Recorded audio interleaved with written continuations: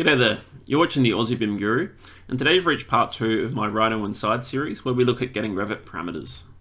So I'll briefly touch on Rhino Inside again. It's a work in progress tool that's been developed by McNeil & Associates that lets Rhino talk to other programs, and this can be through Grasshopper as well. Feel free to watch my first video if you need sort of a recap and a bit more detail about how to access the program. For now I'm going to skip ahead to part 2. So we've looked at how to get Revit elements out of Rhino as a baked BREP. Now we're going to be looking at how to read Revit parameters, and next we'll look at setting them, and then I've added a few more parts to deal with creating Revit elements from Grasshopper, and also to bake in direct shapes from Rhino into Revit, and then maybe some more things after that. So we're going to be looking at a common problem, which is doors and walls and whether their fire ratings are matching. So ideally in a building, when you've got a fire rated wall, the door needs to match or equal or exceed the fire rating of that wall at least in order to comply. So in this case, we're going to be hunting down some elements in a Revit model using Grasshopper by reading the fire ratings of both the walls and the doors, finding discrepancies and highlighting them using a circle. So we're essentially hunting down the parameter fire rating. So if you need to follow along at home, just set up 2 wall types, one with a fire rating, one without, and then the same for a door, a fire rating door and a non-fire rating door. And place a few that are wrong, so place some non-fire rated doors in fire rated walls and the opposite as well, because you don't want to put a fire rated door in a non-fire rated wall, because you're spending money where you don't need it essentially. So we're going to be looking at just a tiny bit of Grasshopper Python in this video to get the active view from Revit and also the host of the doors. We're going to be filtering our doors by, all our elements by category to get all our doors. We'll look at how we can filter by level as well, maybe just to recap on our previous look at filtering. And then we're going to be getting the parameters of those elements, in this case the fire rating, matching it to the wall or finding the discrepancies and identifying the matches, or the non-matches I guess. So I'm using Rhino 6 and Revit 2019.2 for anyone that wants to follow along at home. But anyway, let's get started. So I've got a Revit model here, like I said, with just a bunch of walls and doors. And they've all been set up with fire ratings and non-fire ratings. I'm just going to go to Visibility Graphics and halftone everything so that my Rhino previews are really obvious. I'm just going to go and turn off my levels as well. And I've set up 2 floors for this script as well. You can just work with one if you want. It just gives you an additional layer of filtering that you can work with. So I'm just going to go straight into Grasshopper in Rhino Inside, and I've made a new script, so I'm starting fresh. So the first thing we're going to do is we're going to get our categories picker. So we'll just go back to Revit, and just to recap, so this is under Input, Model Categories Picker. And in this case, we want doors. So we're just going to pick doors. So this is essentially the start of our script. But what we want to do is filter as well. So we want to filter based on what we can see in our current view, because you might only be working on ground floor, you might be working on level 1. So what I'm going to do here is go to a floor plan instead. So I can't see my doors on level 1 in this view, so I only want to focus on those doors in this case. So we need to use a bit of Grasshopper Python in order to access our active view. So what we're going to do is just create a Python script. So we're just going to look for GH Python script, because Grasshopper has full access to the Revit API, so that's great.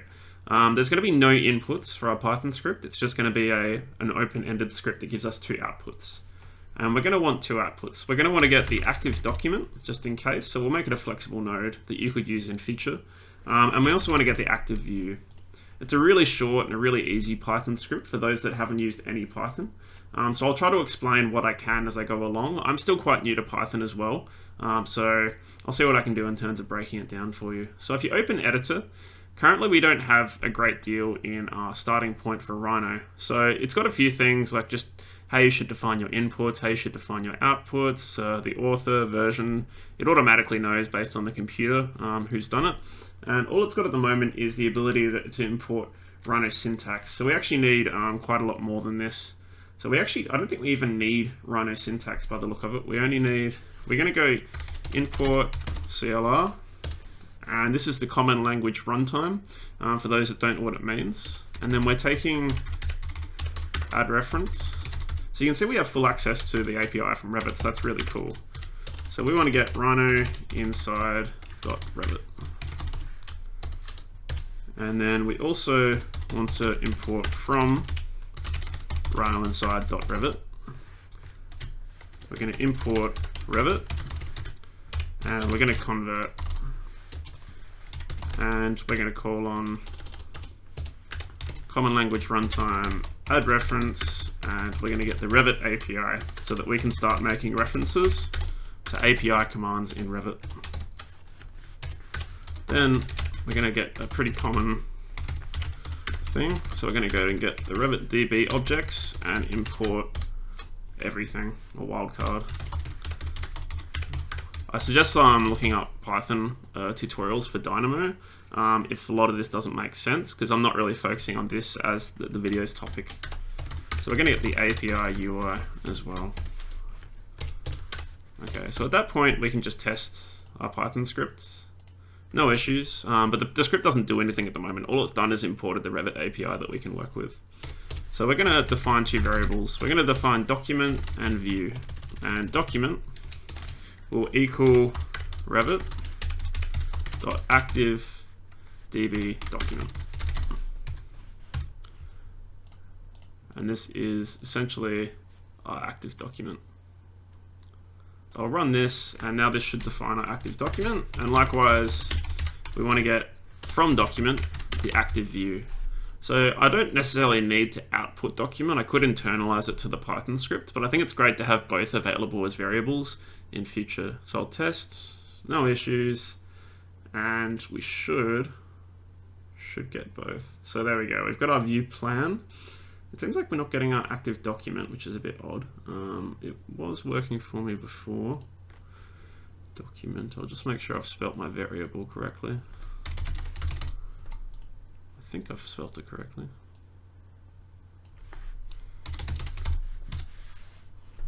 Interesting. Doesn't seem like I'm getting my active documents in this case. I was getting it the other day. I might have to revisit this in a future video. I don't want to spend too much time on the Python script, but it is accessing the correct element in this case, so that's quite interesting. Maybe I'll just try renaming my variable and getting rid of all the chaff at the front of my script. I'll try that instead, and then we'll just call this doc and doc. It seems like it's still working at least, but yeah, in this case it doesn't seem like it's getting the active document, so that's interesting. Yeah, it's giving us nothing. But what we do have, I guess, what matters is we've got our active plan or our active view. Note that if you jump to another view, Grasshopper won't immediately pick up that you're in a different view. So you will need to go and recompute your Grasshopper script in order for it to pick up that you're in a different view. So now it knows we're in a 3D view. But I'll go back to my floor plan, recompute, and jump back in Grasshopper. So sorry that didn't completely work, but I will touch on maybe why it didn't in a future video. But we do have our view, so that's great. So what we need to do now is filter our doors. So we're going to filter them based on their category and whether they're active in our active view. So we're going to go to our Revit tab again, filter, and we're going to filter by two things. So we're going to get a selectable in view filter for elements that are only selectable in the current view. And then we're also going to get a category filter. So we looked at categories quite heavily in our last video, so I won't touch too heavily on the process here. But we're just going to get our two filters, and we're going to use an AND logical filter in order to combine these into a AND statement so that both must be true. So you hold Shift, and that connects those together. So now we need our document elements in order to filter down to get the doors in our active view. So what we should get now is a list of all the doors we can see in our current view. And I can see we've got 23 doors, and I know that's the number I'm looking for, so that's great. It's found all the doors in our view. So what we're going to do now is we're going to have to use another small Grasshopper Python script. In this case, it's quite a small one, because all we're doing is getting the host wall of this particular one. So I'm just going to get my reference script up that I can check. I've got a little reference script just so I don't have to memorize how to write all this Python script. So it looks like it's actually not showing up. I'll just quickly dig up my little Python script to reference. Gotta love technology when it lets you down. So I think we're going to be importing everything we had before in our Python script, but we're just using something slightly different. So what I might do is just copy and paste my Python script, and then we'll just make a modification to it. So in this case, we will have one input and one output. So we'll feed in our element and we'll get our host. So I'll just replace this with element, and I'll replace this with host. We'll go on our Python script, and I think everything here is the same. There's a chance I'm probably importing too many things. Maybe we don't need all of these things to do such a simple function. Feel free to let me know in the comments if I'm overcomplicating it, because I'm still quite new to Python. But what we want to do is say that host equals the element that we're feeding in and its host. So this syntax should obtain the host of the element. So okay that, and if we feed in elements, we should get the host wall. So now we have a corresponding wall for each door. So we can check the properties of these now. So the focus of the video now that we're going to get to is how to check Revit parameters based on this, but also to show you how to filter down to get to those elements as well. So what we're going to do is go to element, and we'll go to its identity, because we're going to get our walls, and we're going to get the wall's type. Because remember that the fire rating parameter in a wall isn't in its instance properties, it's in its type properties. So we need to actually look at the type of the wall in order to get its fire rating parameter. The same will go for our doors. So we'll go back and get our doors and get their type as well. A very common issue I find is people getting parameters, even in Dynamo, out of an instance, but they're specifying a type parameter and it doesn't exist. So really important that you note that. You can actually check the parameters available in an element. So I might just go to set and just get the first element in a list just by going item at index. And we'll go item at index 0. So I'll just make a little panel. So we'll just get our first door and just check its parameters. Sorry, we need to... Oh wait, I've used the wrong node, sorry. I need to use, not the index, we need to get list item. So I did the wrong one. So we're gonna use list item, and then we can see our parameters available. You can also use a panel as well, if you need, which is just a double slash. And you can see the names of all the parameters that are available. So you can see here, we don't have fire rating. What we can do instead is get our type, and there you go. You can see we have the fire rating parameter available at the type level. So that's a really handy node for finding all the parameters in an element. It's really similar to a node in Dynamo that essentially does the same thing, called element parameters. So you will find some level of familiarity when working with parameters in here, which is great. So let's get the parameter anyway. So back to Revit. Under element, we'll get parameter get. And it just asks for an element and a parameter key. And this parameter key is the name of the parameter.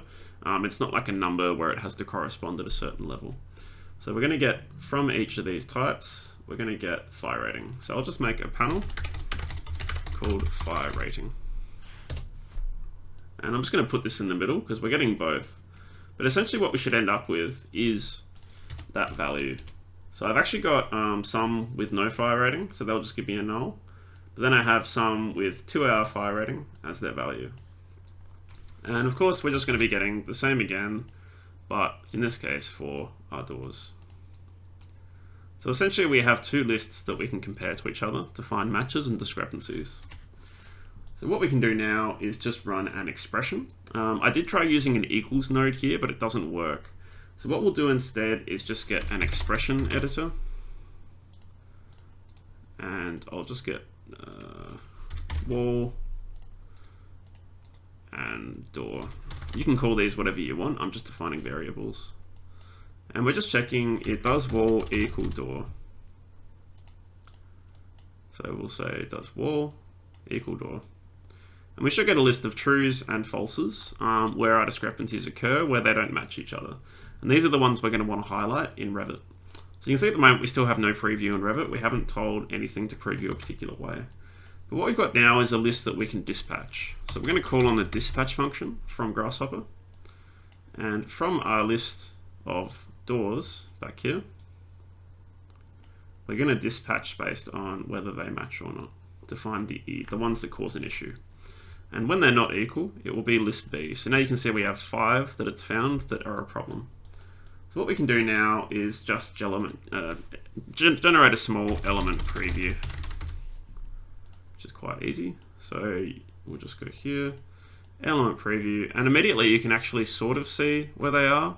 you can see this little highlighted version of the geometry. So if I just go and halftone everything, we can see the little red symbols where these occur, but it's not that easy to spot them. So what we might do is place a circle at the center of each of these. So what it gives us as an output here is meshes, materials, and wires for how these elements are defined. So we're just going to focus on the meshes. What we want to do is run a meshes join function, because at the moment some of these doors are represented by multiple meshes, so 1, 2, or 3 elements, because there's a frame, there's a leaf. We just want to join those into sublists of meshes. So now we'll just get one mesh for each door. And meshes are really fast to process. What we can do now is just find the centroid of that mesh by using a mesh area. This gives us an area, but more importantly, a center point of the mesh. And we'll just do a circle by center normal radius. So from the centroid of each one, at a normal that is Z, which is currently defined, and we'll just specify a number in a panel. We'll just do 2 meters. And there you go. You can see now we have a dynamic update of our doors that are causing problems. And because we're working dynamically, we should actually be able to cause more issues. And immediately Rhino Inside should add it to the list of issues. So you'll see that it's a dynamic workflow now. So Grasshopper is working in the background, live, finding issues. So it's pretty cool. So that's pretty much it. You could also make it really obvious by just turning your circle into a surface at the end as well. That way it sort of really highlights them. So how neat's that? A really easy workflow to identify problem elements in your Revit model. So essentially I can just go back and start fixing them. So let's see this one. So the problem here is it's a non-fire rated wall, but I'm using a fire rated door. So I can go non-fire rated. It's no longer in the set, the problem is fixed, and the highlighted element is removed. Likewise, I can make this a fire rated door, no longer a problem. So it's a really easy way to audit elements, and because Grasshopper is so fast at reading and processing the data compared to Dynamo, it's much easier to manage this. So there you go, we have no problems anymore. So really cool. Obviously you can go to a new level in your active view, so level 1. Go to your Rhino tab, recompute, it'll get a new active view, and now we can see more problem elements. So it's really quick, and you just leave it in the background, solve all your problems, and Bob's your uncle, you're done. You can go even 3D, recompute, and it can look at all doors at the same time. How cool is that? And then every element in the view is part of that set, so it becomes a part of the problem criteria to review. So I think that's a really interesting workflow and a good way of showing how you can read parameters and set up a dynamic workflow that sort of works for you in the background. So hopefully that was useful and gives you more ideas of what you can do with Rhino Inside. So in the next video, we're going to be looking at how to set Revit parameters from Grasshopper. So we're going to take a facade and apply some parameters to a panel based on just a little bit of image mapping in Grasshopper. From there, we're going to look at how to create Revit elements and then how to create direct shapes inside Revit itself. And then from there, there'll probably be some more videos as well. But hopefully you enjoyed that today and that gave you some ideas of what you can do with the software. I'm really enjoying my time with it so far. Hopefully you are as well. And I really look forward to hearing what people are doing with the software. If you've got any feedback or comments or queries, feel free to leave them down below. And if you're not already following and subscribing, feel free to do so. I make videos about 2 to 3 times a week, and there'll be a few more coming for this series. So hopefully I'll see you in the next video. Thanks. Take care. Bye.